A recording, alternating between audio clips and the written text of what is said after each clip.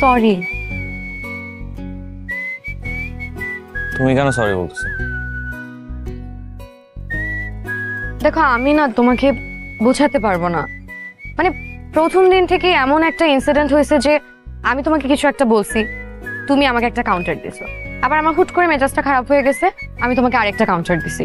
মানে প্রথম দিন থেকে না, মানে একদম নেভার এন্ডিং প্রসেস হয়ে গেছে এটা।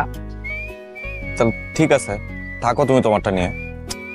আমি আমারটা নিয়েই থাকবো, কিন্তু এই জেলাসি করে কি লাভ বলো?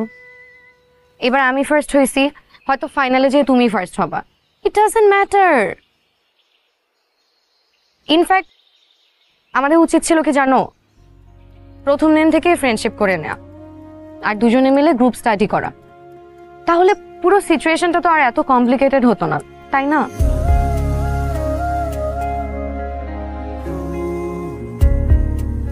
আর আরেকটা জিনিসের জন্য আই এম রিয়েলি সরি।